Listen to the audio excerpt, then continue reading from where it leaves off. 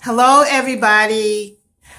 I am so excited. But before I tell you the news, I want to say to everybody who supported the Occupy, the Boston Police Department, that crazy thing that I did, I want to say thank you to all of you for your phone calls. I want to thank you for your support. Thank you for filling up the Facebook page. Thank you for sharing the information on your Facebook page. Social media just went crazy, but it was you all that did it. You know, it was you guys, your consistency, your persistency, ringing the phone off the hook at the BPD headquarters. It was just so much momentum and so much dedication. And I really do. I seriously, from my heart, I want to say thank you to everybody, because what you've done, if you have made history. So now let me give you the history. You haven't heard from me all day because I got to sleep in my bed last night. I did not stay at headquarters. I wasn't feeling well. I started feeling kind of, sickly because I hadn't been eating, first of all. But City Councilor Charles Yancey rescued me, literally. He came down there. He had heard one of the broadcasts I did on the radio. Shout out to WBZ Radio. And he drove straight to the police headquarters. And he came in and he was like, Mary, what's going on? And I mean, I just really collapsed after that, because I just knew he was there to save me. And that's exactly what happened. He got on the phone. Councilor Charles Yancey made some phone calls and the deal was done. We got the meeting that we wanted with the commissioner. And guess what? We got it on our terms. So anyway, I'm just getting back from the meeting with the Boston Police Department headquarters, and we met with the Commissioner William Evans, and there were other people in the room. There was a survivor, Marcelina, and she was just wonderful, and she is wonderful, and she's committed to the movement. Shout out to Sister Marcelina. And other people were there. Important people who I felt were important. These were men who had been supporting me throughout the entire Occupy the Boston Police Department. And I just want to give them an extra shout out. I'm not going to call names, but I want to say thank you. And I'm not going to call names again. I want to thank you to the radio stations. And yeah, I will call these names for the radio stations. I want to say thank you to Boston Praise Radio. Thank you so much for your commitment and how you stood by me and how you kept the broadcast going and how you gave me a 2-hour show. That stuff costs money. So shout out to Boston Praise Radio. Thank you. I also want to shout out to Touch 106.1. And I hope I said that right. 106.1. Shout out to you all for all the good work. You know, that radio station saved me from getting arrested. The night I got there on Friday, the place closed at 6 to the public. And I was approached by, personnel. And it was like, if you don't leave by 6 o'clock, we're arresting you. So I'm like, you got purple handcuffs? Ching-ching. Humor calms you down a little bit. So around 5:49, 2 officers approached me. They're like, you have to leave, da-da-da-da. And I'm like, I'm not leaving. I'm occupying this place. So anyway, it was like the phone rang and it was Touch 106.1. And I'm like, hello. And the person was like, we're on live at Touch. We want to interview you. You're occupying the bus. And I was like, live? As soon as I said that, all the personnel was like, never mind. We're not going to arrest you. Good night.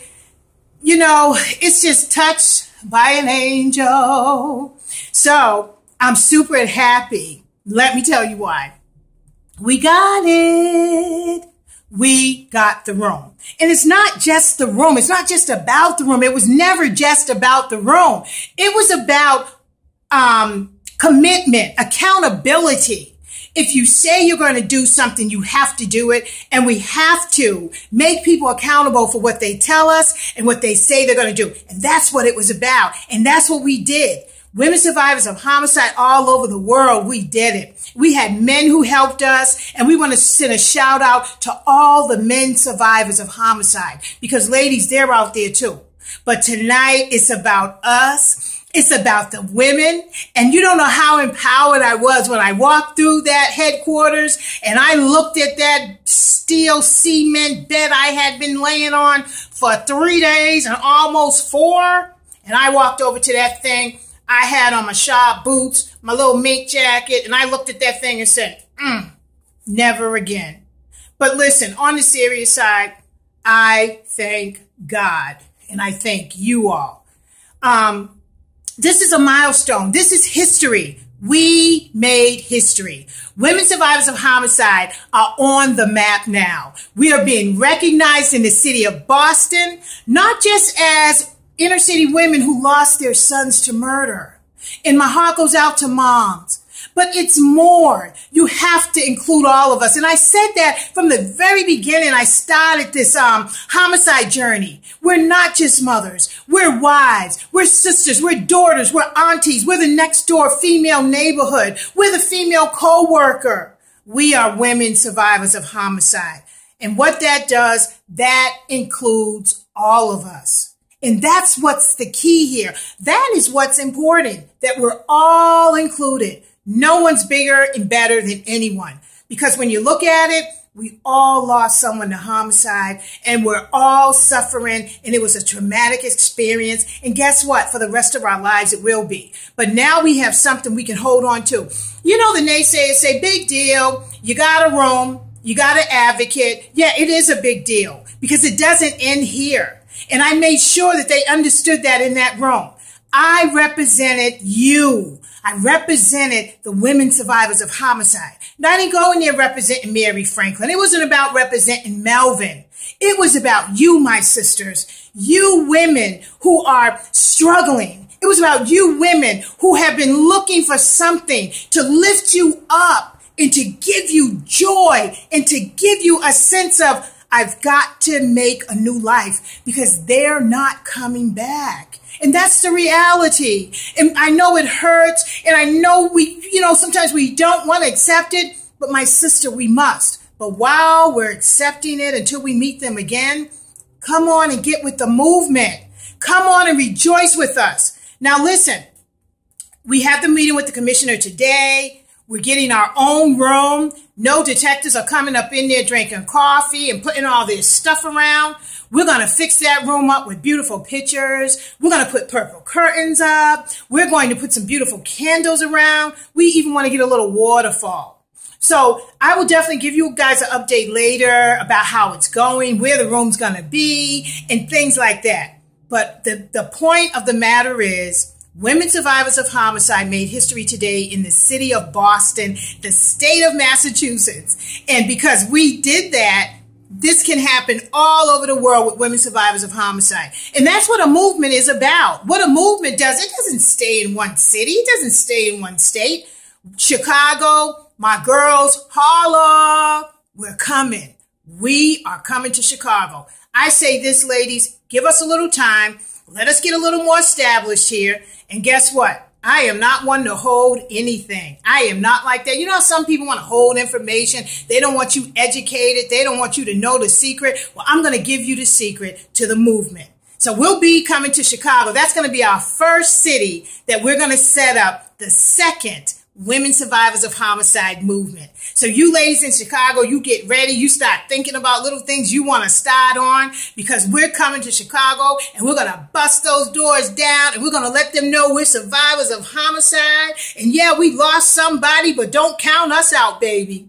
The other thing in the meeting is we're getting the advocate and we're getting her on our terms. We want her to be a woman of color. We want her to be a survivor. We want her to live in our community. And guess what? She's going to be all that and more. So again, I'll update you later on everything that's going on. I also got some more news. We met with Commissioner today, Boston Police Department. Tomorrow, we go to City Hall. Who says you can't fight City Hall? Don't tell me that. It's like this. Let's go.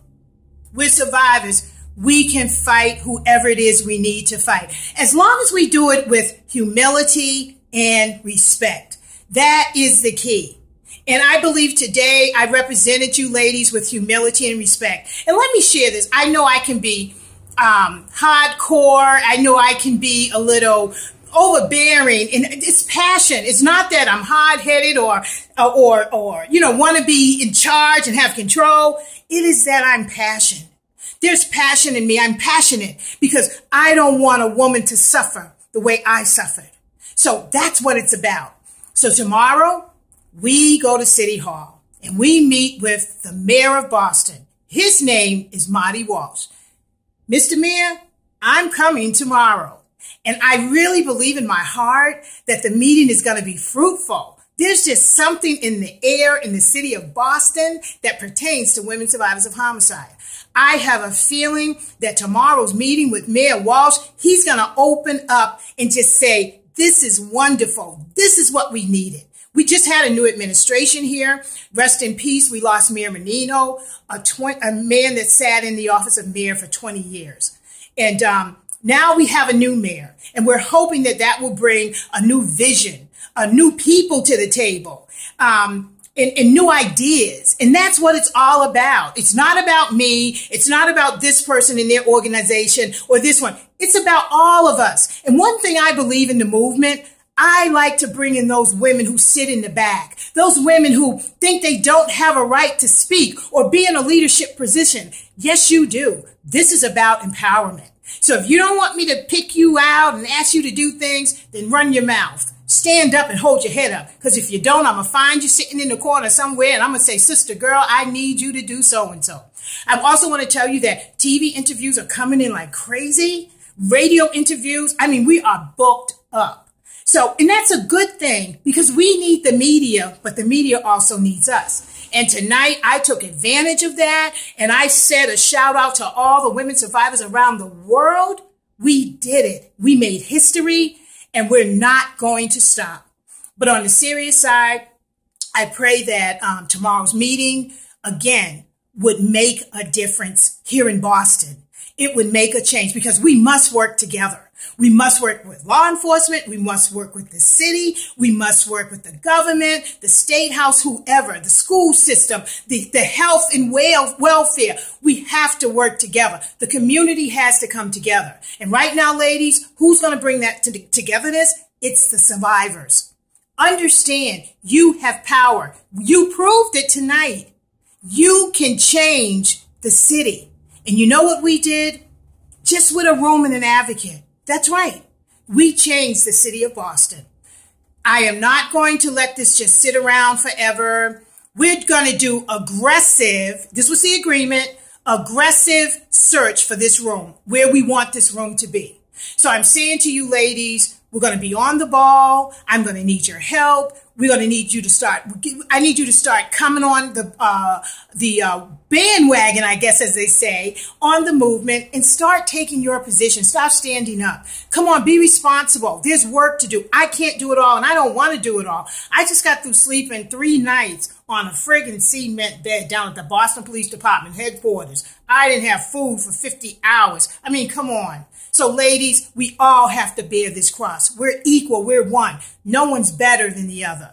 I'm happy. I'm excited. Things are great in life right now. I just want to shout out to Melvin and thank him for his spirit of covering me. Without Melvin, his life being taken, this would never happen. And let me say something. Your loved ones were taken. Find their legacy. Find what it is, the purpose for your pain. What is that thing that you have been purposed and set out to do in your life because you're a survivor and your loved one was taken? There's something positive in that. And ladies, don't be afraid to say that and to find it because you will find the fulfillment in your life. Without Melvin's mission,